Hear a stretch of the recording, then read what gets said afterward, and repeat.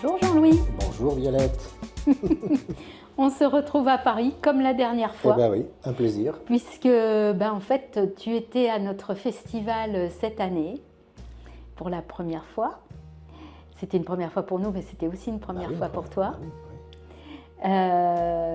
Pour nous parler effectivement de « Sommes-nous seuls dans l'univers ?» Et puis on a tellement kiffé ce que tu nous as présenté. On a senti ton émotion qui était vraiment palpable dans la salle. Enfin moi ça m'avait vraiment touchée et hérissé les poils.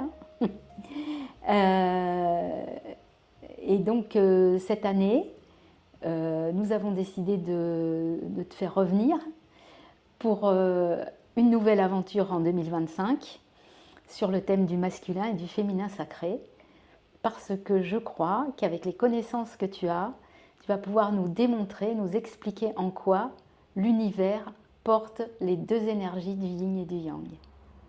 Oui, effectivement, ça c'est mon background en astronomie, en astrophysique. On sait dans l'univers qu'il y a des... Alors, c'est pas défini comme ça par les astronomes, en tant que principe féminin et principe masculin, ils s'en gardent bien. Enfin, le milieu astronomique s'en garde bien. Néanmoins, on retrouve ces énergies extrêmement présentes dans l'univers qui vont nous parler justement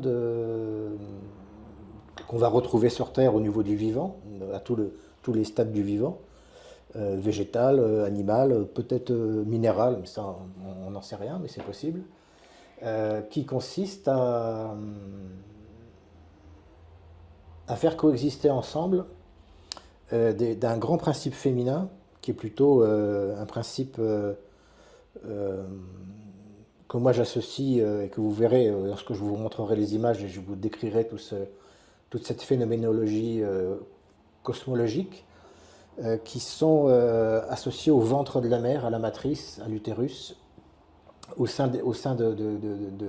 desquels utérus, matrice, nébulaire, on va voir naître des étoiles. Mais ces étoiles ne peuvent pas apparaître dans ces matrices nébulaires s'il n'y a pas un principe masculin qui va venir bousculer, même fortement impacter ces nébuleuses qui normalement sont en attente, en attente de création, puisque leur rôle c'est quand même la création ou la co-création. Donc le principe féminin dans le cosmos, enfin le cosmos que l'on connaît, les 5% d'univers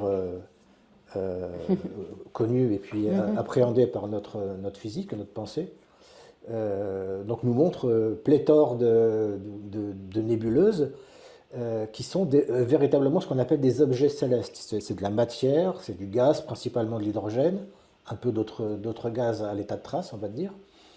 Et mais tant que personne n'agit sur ces masses de gaz, il ne se passe rien. Elles sont là en attente, et puis elles peuvent éventuellement, sur des millions, des milliards d'années, se disperser comme ça dans le cosmos.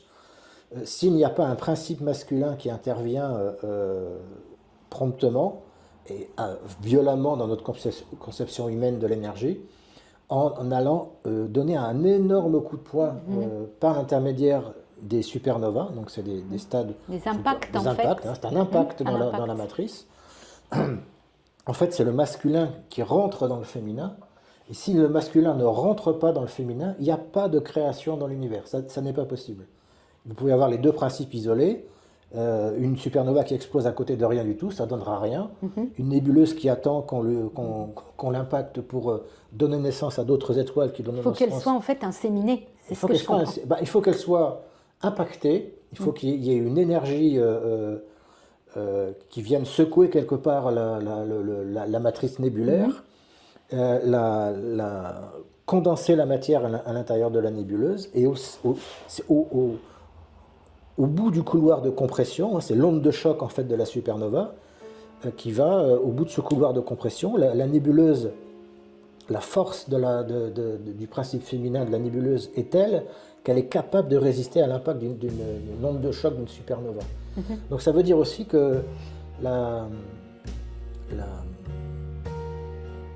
la matrice féminine, le principe féminin dans l'univers, il est extrêmement puissant, tellement puissant, il est même plus puissant qu'une supernova puisqu'il résiste à l'impact. Et c'est le fait d'être capable de résister que ça va générer une compression au niveau de la nébuleuse et faire localement s'allumer des petites réactions thermonucléaires qui vont être des étoiles, au sein desquelles autour vont éventuellement se former des planètes, et au sein de ces planètes, éventuellement, voir émerger la vie, comme ça s'est passé sur Terre.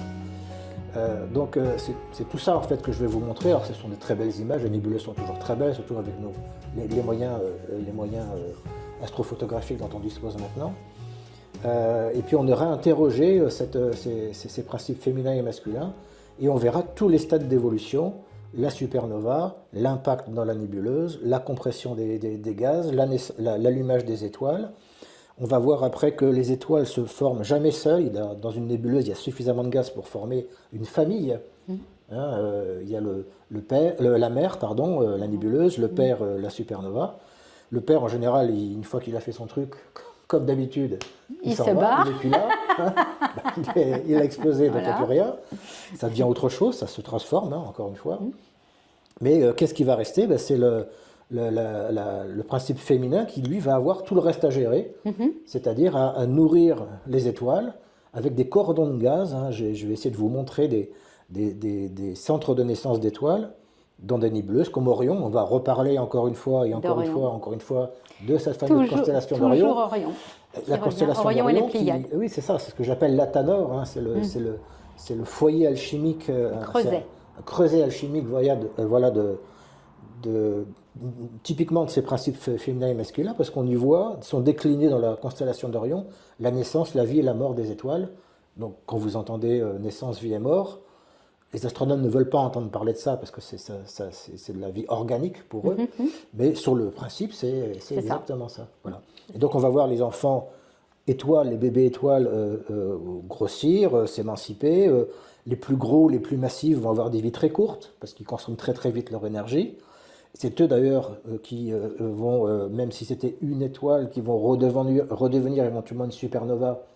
Et donc ils vont recompacter l'étoile et donc redonner naissance. C'est un cycle comme ça qui, sans fin. Sans fin.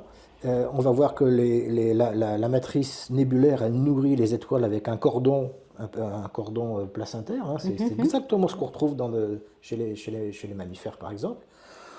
Ce qui est en haut et comme ce qui est en bas. Voilà, c'est la table d'émeraude, toujours pareil. Mais ça, c'est facile à voir. Chimique, c'est facile. Alors, j'aimerais aussi, au cours de ce festival, avec un petit appareil que vous connaissez bien maintenant, ce fameux Sistar, proposer aux gens, après le soir, s'il fait beau, d'aller voir les objets que je vous aurais montrés, mais en direct dans le ciel. On les verra même sur la place. D'accord. Nous avons à Cajar un endroit pour ça, un amphithéâtre de verdure, où on pourrait effectivement faire ça. À côté de la gare, peut-être, c'est ça? Exactement. Ah oui, très bien. Exactement, bien. à côté de la gare. Oui, tout à fait. Où on pourrait effectivement peut-être proposer ça aux gens qui le souhaitent. Ouais, ça peut être une bonne idée, tu vois. Voilà, donc on refera. Mais là, on sera en direct, en contact direct. Enfin, on aura un intermédiaire qui sera une caméra numérique et puis un tout petit appareil qui va aller chercher les images de façon très spectaculaire. Et d'ailleurs, c'est révolutionnaire. C'est un tout petit appareil qui vous permet de voir sa fameuse nébuleuse, des matrices de naissance d'étoiles, des étoiles au stade intermédiaire, des morts d'étoiles, des résidus de supernova. Donc tout est décliné et on pourra voir ça lors de la conférence. Et puis après, pour ceux que ça intéresse, ceux ou celles que ça intéresse, à l'amphithéâtre à Cajar. Voilà. Alors, est-ce qu'on peut dire, tu me dis si je me trompe, parce que moi, je n'ai pas ton érudition et ta connaissance d'astrophysicienne ou d'astrophysicien que toi tu as, mais j'ai beaucoup d'intuition. Ça compense peut-être un tout petit peu. Et mon ressenti, c'est que cette force féminine de l'univers, elle serait plutôt d'origine magnétique, c'est-à-dire quelque chose qui attirerait, alors que la force masculine serait plutôt d'origine électrique. Et toi, tu me parles d'attirance en fait de cette supernova qui va impacter la nébuleuse, et tu me parles de cordons que j'imagine un peu comme des courants électriques. Des courants, alors vraisemblablement, puisque il y a toujours des phénomènes de ionisation. Donc, quand un gaz est ionisé, il devient très conducteur, et en particulier au sein d'une étoile, mais pas que, ça peut exister dans les nébuleuses. Donc oui, bien sûr. Mais ce qu'il faut retenir, c'est que les deux principes existent de base. C'est que le principe féminin, il sera toujours là, mais il ne sera pas forcément activé s'il n'y a pas de principe masculin à côté. Et même chose, si le principe masculin, la supernova, de toute façon, elle explosera. Et s'il n'y a pas de nébuleuse à côté, de gaz, d'hydrogène, qu'on appelle des nébuleuses diffuses, il n'y aura pas de lien entre les deux, et il n'y aura pas de co-création à ce moment-là. Oui, tout à fait. Les deux principes existent, mais s'ils ne se rencontrent pas, si l'un n'est pas à proximité de l'autre, il ne se passera rien. Alors en fait, je vais aller plus loin dans ma question. Si tu veux, je te pose cette question pourquoi? Parce qu'il se trouve que j'ai lu un document qui s'appelle les Lettres du Christ. Et dans ce document des Lettres du Christ, il parle de ça, le Christ. C'est le Christ qui parle, donc c'est une canalisation de la pensée du Christ. Et il dit textuellement qu'il y a dans l'univers, qu'il n'y a que deux grandes énergies majeures dans l'univers, qui sont une énergie féminine magnétique et une énergie masculine électrique. C'est pour ça que je te pose cette question. Je vais creuser ça. Moi, en tant qu'astronome, je le percevais pas comme ça. Je le lisais pas comme ça plutôt. Mais il faut que j'aille fouiller au niveau des champs magnétiques, électromagnétiques, électriques des uns des autres. Oui, c'est pour ça que je me permets de te poser cette question, parce que je n'ai pas ton érudition, mais par contre je lis beaucoup. Donc voilà. Écoute, c'est super. Je pense que ça va être une conférence extraordinaire, celle-là aussi. Enfin, tout est extraordinaire, mais celle-là, elle sera chouette. C'est surtout que c'est aussi parce que les images sont magnifiques, hein, les images de nébuleuses, etc. Exactement. Donc là, tu vas nous régaler les yeux. Voilà. Belles images, et puis on peut s'appuyer sur quelque chose de réel, d'existence. C'est-à-dire que là, on ne peut pas faire autrement que de constater qu'il y a réellement ce principe-là, féminin, ce principe masculin, et l'union des deux qui produit la naissance des étoiles, d'un numéro 3 des étoiles qui deviendront elles-mêmes plus tard des supernovas ou des supernovas si elles sont très grosses, ou elles resteront ce qu'elles sont, elles auront une durée de vie extrêmement grande, peut-être si elles sont très petites, un âge supérieur à celui de l'univers. En tant que, ce qui est intéressant, c'est que la supernova, elle va produire les deux. C'est-à-dire qu'en explosant, elle produit une onde de choc qui va venir percuter la nébuleuse si elle est à côté, si il y en a une à côté. Il y a de grandes chances qu'il y en ait une. Et en même temps, comme elle va expulser du gaz, elle va aussi elle-même devenir une nébuleuse qui, durant sa vie d'étoile, et surtout au niveau de stade d'explosion de supernova, va synthétiser autre chose que de l'hydrogène et de l'hélium, de l'oxygène, du carbone, etc., jusqu'au fer. Hein. La nucléosynthèse, surtout au niveau des supernovas, s'arrête au fer. Mais ça veut dire quoi? Ça veut dire qu'à chaque explosion de supernova, le gaz qui est expulsé par la supernova va enrichir, inséminer avec des nouveaux éléments qui n'existaient pas au sein de la nébuleuse, et ça va former des étoiles de deuxième, troisième génération qui vont être, comme c'est le cas pour le Soleil, le Soleil serait une étoile de troisième génération. On sait que dans le Soleil, il y a autre chose que de l'hélium et de l'hydrogène. Il y a tous les éléments de la table de Mendeleïev quasiment jusqu'au fer. Et ça ne peut être produit que par le supernova. Ce n'est pas le Soleil qui l'a construit, ce n'est pas la nébuleuse qui l'a construit. Voilà, donc il y a ce phénomène C'est ce que tu dis, c'est un peu comme des chromosomes, quoi, en fait. Oui. Oui, c'est une mémoire, en fait. C'est la mémoire de l'étoile, des gènes. Voilà. Pendant ce temps-là, elle a construit des choses. Et surtout au moment de son explosion, de sa fin de vie, c'est là qu'elle construit tout, quasiment tout. Et ça, elle va le donner, elle va le livrer à l'univers. Et s'il y a une nébuleuse à côté, la nébuleuse va, par gravité, électromagnétisme, par affinité, on va dire, physique, elle va s'enrichir de ça, et elle va forcément nourrir avec les futures étoiles, qui deviendront des étoiles de plus en plus enrichies, et autour desquelles il est vraisemblable qu'on trouve des planètes, et donc l'émergence d'une vie humaine ou autre chose. Les humains ne sont pas le centre de l'univers, qui sera de plus en plus... En fait, l'univers s'amende de lui-même au fur et à mesure qu'il il apprend de lui-même en permanence. Et ça, on le voit, ça c'est très, très joli. Et en préambule de tout ça, j'évoquerai assez rapidement avec vous aussi, si vous me le permettez, ça c'est pour nous partir un petit peu de notre humanité, notre histoire, notre perception que les humains ont du ciel et du cosmos. On partira de 4, alors je dis 4 parce que j'avais l'intention d'introduire dedans les travaux de Christophe sur les menhirs. Les dolmens, oui. Les dolmens, pardon, de Caja, parce qu'il parle justement de la constellation d'Orion, etc., exactement. etc. Donc, la cosmogonie, en fait, des Dogons, la cosmogonie des Hopis, en Arizona, et la cosmogonie des Touaregs. Voilà.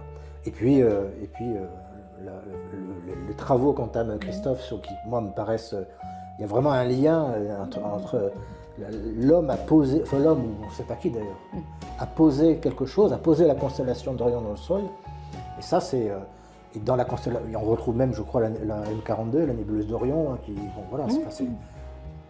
Elle fout la constellation d'Orion. Et pas que, je pense que la licorne, le grand chien, le taureau, voilà, ils sont aussi. On retrouve Sirius, qu'on retrouve chez les Dogons, chez les Hopis, chez les Touaregs. Ça commence à faire beaucoup. Donc voilà, je vais partir de là. Dans la conférence, ça va être assez rapide. Dans le bouquin, c'est un petit peu plus long. Non, mais c'est très intéressant comme approche. Effectivement, de savoir que ces peuples dits primaires, dits sous-développés, soi-disant, et déjà ces connaissances-là, c'est absolument fabuleux. C'est absolument fabuleux, et ça permet de... Ça interroge beaucoup sur notre nature profonde, en fait. Et puis alors, indépendamment de ça, tu vas proposer un petit stand, un petit atelier, je vais dire, sur justement le yin et le yang au travers des plantes médicinales, puisque tu n'es pas seulement astrophysicien, tu es aussi ethnobotaniste. Voilà. Alors donc je change de casquette. Voilà, je prends ma casquette d'ethnobotaniste. Voilà. Et donc... Bonjour Violette. Bonjour Jean-Louis. Donc, eh bien, en tant qu'ethnobotaniste, donc tu vas nous proposer différentes plantes et tu vas expliquer aux gens tu tiendras un petit stand où tu expliqueras aux gens. Donc je vais essayer d'apporter à tout le monde en petit godet. Les gens pourront en acheter quelques-unes s'ils veulent. C'est plus l'idée de s'approprier un petit peu, revenir avec un souvenir. Mais l'idée, c'est de vous montrer que même au sein du règne végétal, la nature, entre guillemets, mettait un grand N, a tellement bien fait les choses qu'elle a fait en sorte qu'il y ait des plantes qui soient très adaptées et très spécialisées pour le principe féminin, pour la régulation des règles, on sait ça. On sait que le soja, par exemple, est très, très riche en œstrogènes et qu'il convient particulièrement plus aux femmes qu'aux hommes. On le sait, ça. Et puis d'autres plantes plus orientées sur le principe féminin. Il n'y en a pas tant que ça, mais quand il y en a, c'est toujours sur ce que vous imaginez. C'est soit des aphrodisiaques ou des anaphrodisiaques en général, pour le principe masculin. Chez le féminin, c'est plus subtil, c'est qu'on va aller chercher. Et puis il y a des plantes qui sont là pour mixer les deux. C'est pour aider à un petit peu le travail que fera Laurence. C'est ce que j'allais dire. J'allais dire, ça va rejoindre un petit peu. C'est là que tu vas rejoindre Laurence. De toute façon, oui, ma conférence de l'année dernière s'appelait Tout est lié. Donc voilà, je ne vais pas dire le contraire. Donc il y a des plantes qu'on appelle adaptogènes qui sont là en fait pour essayer pas de mixer, mais de faire en sorte que les deux principes se rejoignent. C'est des plantes. Il y a le ginseng en Asie, mais en France, on a un équivalent que les gens ne connaissent pas ou ont complètement oublié, qui est l'angélique des bois, qui est un adaptogène extrêmement puissant. Puis on découvrira d'autres plantes. J'essaierai de vous en apporter un certain nombre. Je vous ferai bien les séparations entre les deux et puis l'intermédiaire. Et puis si vous avez envie de repartir avec quelques plantes, vous partez, voilà. Et puis je pense que d'ici là, j'aurai imprimé, on aura imprimé un petit livret qui correspondra à ce petit temps. Puis je serai là, peut-être pas tout le temps, mais à certaines heures sur le stand pour répondre à vos questions. Et puis voilà. Alors ça se prend en tisane, ça se prend la plupart du temps en tisane, mais pas que. Voilà, donc on verra tout ça ensemble. Ok, ok, ok. Eh bien écoute, ça me paraît être un très beau programme. Je pense qu'on va passer un très bon moment encore cette année avec toi. Et puis, indépendamment de ça, tu as une actu, tu as des choses en cours Non, je suis toujours pas enceinte. Ça m'inquiète. C'est pourquoi c'était dans tes projets? Non, mais comme on parle, enfin bon bref, une époque un peu bizarre Oui.